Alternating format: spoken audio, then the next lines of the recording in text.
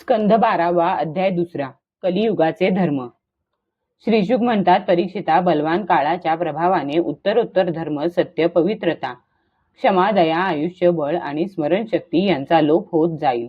कलियुगामध्ये ज्याच्याकडे धन संपत्ती असेल त्यालाच लोक कुलीन, सदाचारी आणि सद्गुणी मानतील. धर्म आणि न्याय यांच्या बाबतीत शक्ती प्रभावी ठरेल. विवाह संबंध एकमेकांच्या आवडीवरून ठरतील. व्यवहारात कपटालाच महत्व असेल. स्त्री आणि पुरुषांचे श्रेष्ठत्व त्यांच्या रतिकौशल्यावरून ठरेल. ब्राह्मणाची ओळख जाणवे एवढीच असेल. बाह्य वेशावरूनच आश्रम ठरेल आणि बाह्य वेशावरूनच दुसऱ्या आश्रमात प्रवेश करणे असेल.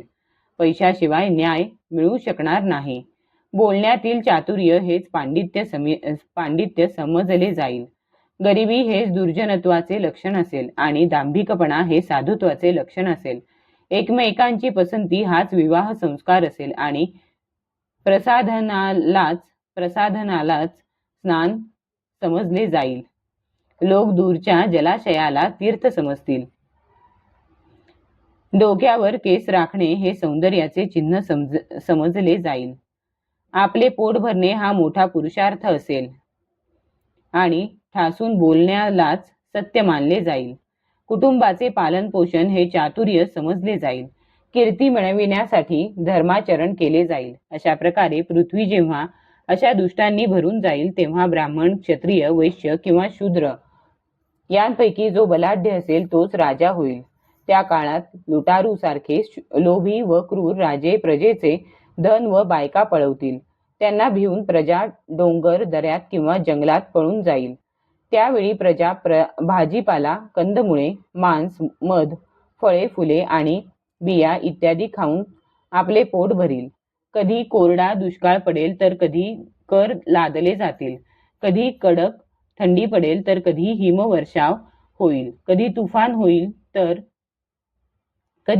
होईल, कधी उष्णता वाढेल तर कधी पूर येतील. या उत्पातांनी आणि आपापसातील संघर्षाने प्रजेला अतिशय त्रास होईल आणि ती नष्ट होईल. लोक तहान, भूक, रोग व अनेक प्रकारच्या चिंतांनी दुःखी होतील. कलियुगामध्ये माणसाचे जास्तीत जास्त आयुष्य 20 किंवा 30 वर्षे असेल. कली काळाच्या दोषांमुळे प्राण्यांची शरीरे लहान आणि रोगग्रस्त होऊ लागतील. वर्ण आणि आश्रम यांचे धर्म सांगणारा वेदमार्ग नष्टप्राय होऊन जाईल. धर्मकार्यात पाखंडी लोकांचे वर्चस्व राहील. राजे चोरांसारखे लोकांना लुबाडतील. चोरी, खोटे बोलणे, विनाकारण हिंसा इत्यादी अनेक प्रकारची वाईट कर्मे करून लोक उपजीविका चालवितील. चारही वर्णांचे लोक शूद्रांप्रमाणे होतील. गायी शेळ्यांप्रमाणे लहान शरीराच्या आणि कमी दूध देणाऱ्या असतील. आश्रमही घरांसारखे होतील. वैवाहिक संबंध असलेल्यांनाच नातलग मानले जाईल. धान्यांची रोपे आखूड होत जातील. मोठी झाडे शमीच्या झाडांप्रमाणे कमी उंचीची व दाट सावली नसलेली होतील. ढगांमध्ये विजा जास्त चमकतील. घरेही सुनी होतील.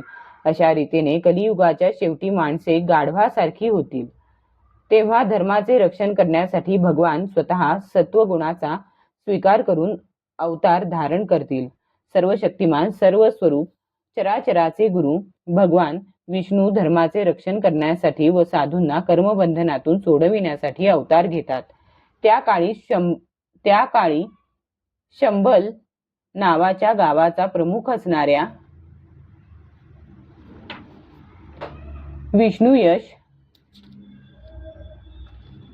विष्णुयश नावाच्या एका श्रेष्ठ ब्राह्मणाच्या घरी कल्की नावाने भगवान अवतार घेतील. अष्टमहासिद्धींनी संपन्न आणि सद्गुणांचे आश्रय चराचर जगताचे स्वामी भगवान देवदत्त नावाच्या वेगवान घोड्यावर स्वार होऊन तलवारीने दुष्टांचा नायनाट करतील. अतुलनीय तेज असणारे ते वेगवान घोड्यावरून पृथ्वीवर संचार करतील आणि राजे म्हणवणाऱ्या कोट्यवधी डाकूंचा संहार करतील.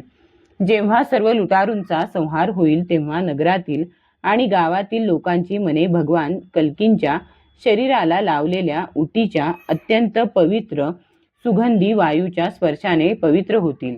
त्यांच्या हृदयामध्ये सत्वमूर्ती भगवान वासुदेव विराजमान होतील. त्यामुळे त्यांची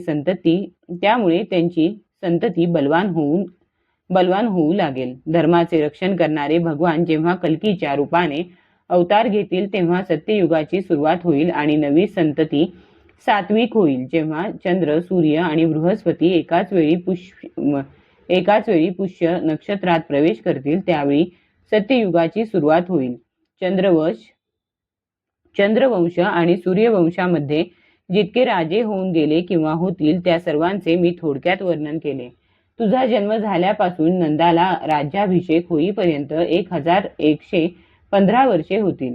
जेव्हा आकाशात सप्तर्षींचा उदय होतो तेव्हा प्रथम त्यातील 2च तारे दिसतात.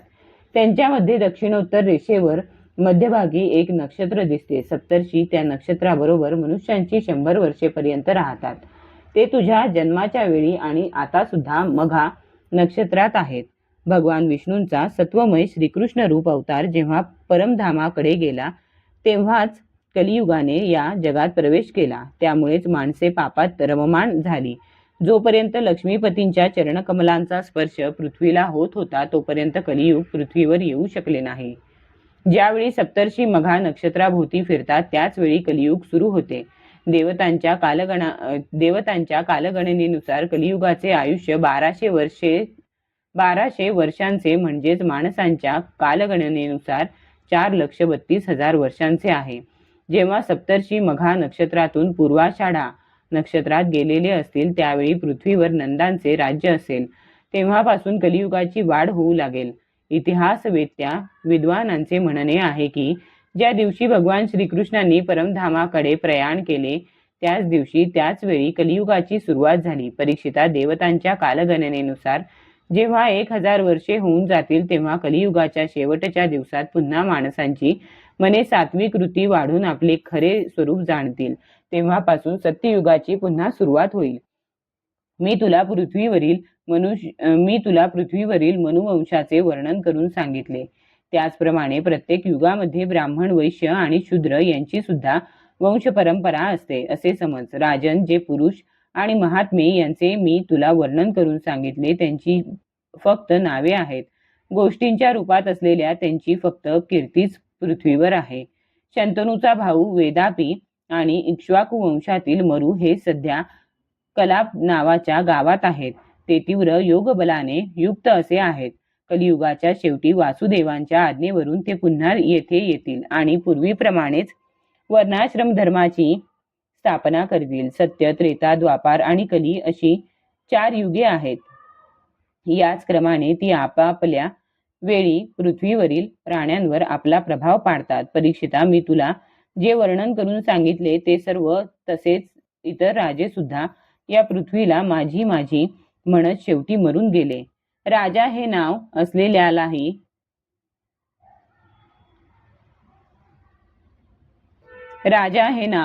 असलेल्याही या शरीराचे शेवटी किडा, विष्ठा किंवा राख यातच रूपांतर होते. त्यासाठी जो कोणत्याही प्राण्याला त्रास देतो त्याला आपला स्वार्थच समजत नाही, कारण त्यामुळे शेवटी आपल्याला नरकच मिळणार हे त्याला कळत नाही. ते लोक असा विचार करतात की आपले पूर्वज ज्या अखंड पृथ्वीवर राज्य करीत होते ते आता माझ्या ताब्यात कसे राहील आणि माझ्या नंतर माझा मुलगा, नातू किंवा माझे वंशज अशा तऱ्हेने याचा उपभोग माझे वंशज कशा तऱ्हेने याचा उपभोग घेतील. ते मूर्ख या अग्नी, पाणी आणि मातीच्या शरीराला आपले मानतात आणि ही पृथ्वी आपली मानतात. शेवटी हे शरीर आणि जग दोन्ही सोडून स्वतः अदृश्य होतात. परीक्षिता, ज्या ज्या राजांनी स्वसामर्थ्याने या पृथ्वीचा उपभोग घेतला त्या सर्वांना काळाने फक्त कथेत शिल्लक ठेवले. अध्याय 2 समाप्त.